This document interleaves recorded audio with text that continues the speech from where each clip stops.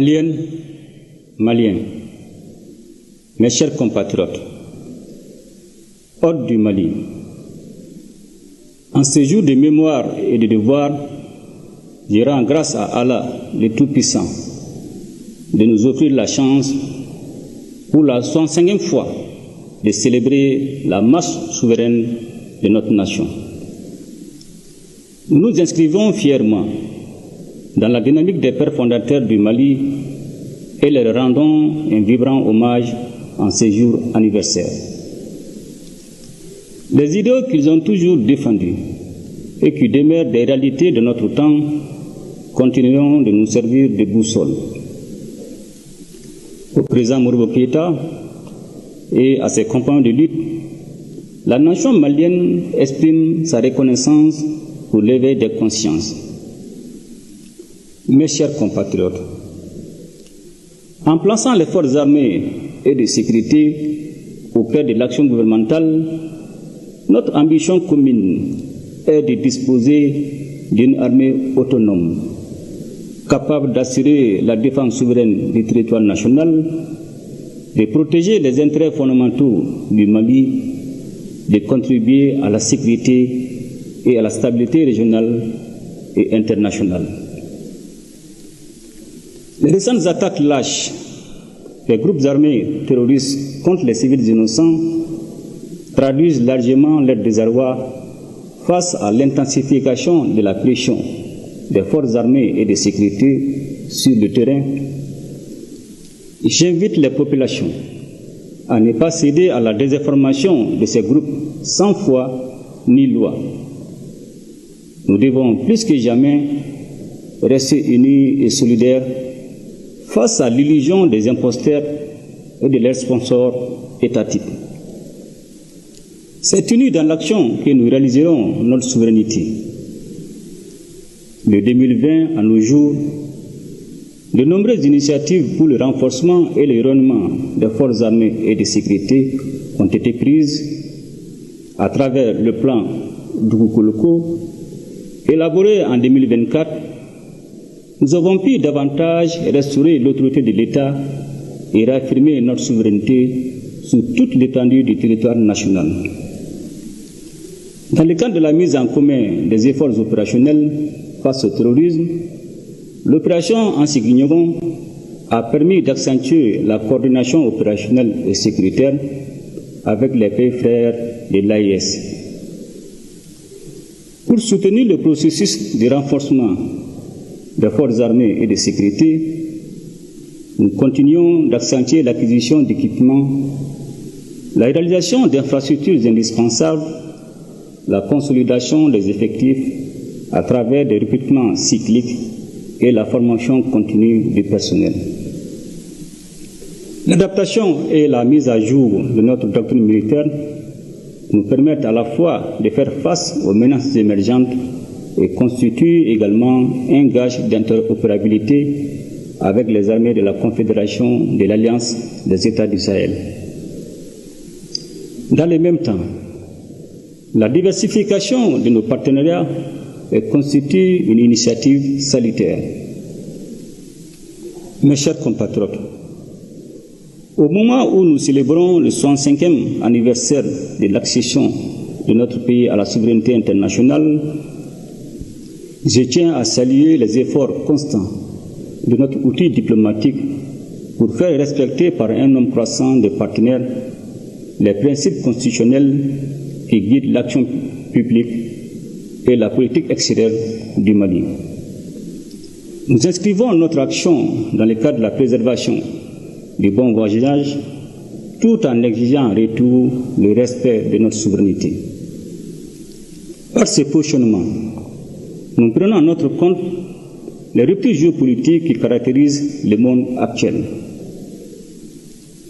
Mes chers compatriotes,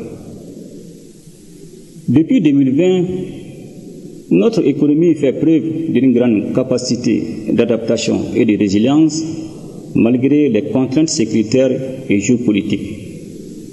À ce titre, le Mali a poursuivi ses efforts dans le sens d'une gestion efficiente des finances publiques et de la préservation d'une trajectoire de croissance positive de l'ordre de 6% en 2025, contre un déficit budgétaire de moins de 2,7% attendu. Avec la mise en place de la plateforme Trésor Pays à la faveur de la digitalisation, les recettes publiques issues des services digitalisés ont connu une augmentation significative. Mes chers compatriotes, je ne saurais passer sous silence la question énergétique qui a longtemps alimenté les débats publics. Grâce à la participation patriotique du peuple malien au fonds de soutien aux infrastructures de base, la fourniture d'électricité s'est améliorée. Les centrales solaires de Safo, Sanankourouba et Tchakadougou avancent de manière satisfaisante et la création de l'Agence nationale des énergies renouvelables constitue une réforme majeure pour relever le défi du mix énergétique. Mes chers compatriotes, l'exploitation des ressources minérales de notre pays a connu une profonde mutation ces dernières années. En effet, le nouveau code minier, avec toutes les innovations qu'il apporte dans la gestion des ressources minérales, a commencé à produire ses effets à la suite du basculement des sociétés minières existantes et l'entrée progressive dans son champ d'application de toutes les autres sociétés à l'occasion du renouvellement éventuel de leurs titres. L'une des avancées majeures réside dans le lancement des travaux de la future raffinerie d'or du Mali en partenariat avec la Russie. Dans le cadre de la stratégie nationale pour l'émergence et le développement durable 2024-2033, les réformes se poursuivent pour améliorer le climat des affaires et accélérer la digitalisation. Mes chers compatriotes, dans le cadre de la modernisation de notre administration, je me réjouis de constater les efforts importants engagés pour la mise en place du système intégré de gestion des ressources humaines de la fonction publique de l'État et des collectivités territoriales. Mes chers compatriotes, ce 65e anniversaire de notre indépendance coïncide comme par un signe des temps avec l'adoption de la Charte pour la paix et la réconciliation nationale, un document de référence qui fixe désormais le cap pour la résolution durable des conflits dans notre pays.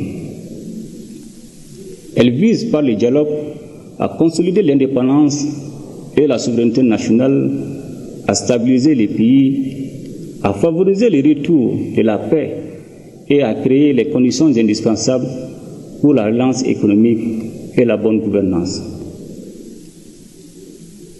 C'est le lieu de saluer les efforts inlassables des femmes et des hommes qui œuvrent au quotidien pour la pacification de notre pays. Aussi, la détermination du gouvernement a permis des réalisations majeures dans le cadre de la consolidation de la paix et de la cohésion sociale, sans lesquelles tout processus de développement serait voué à l'échec. Mes chers compatriotes, notre justice a connu de profonds changements ces dernières années, favorisant un accès facile des citoyens à la justice, ainsi qu'une meilleure administration de celle-ci pour répondre aux attentes pressantes des populations. S'agissant des réformes courageuses engagées, je salue les innovations majeures qui ont permis d'améliorer les conditions de poursuite des infractions liées à la corruption et à la délinquance économique et financière. Face à la persistance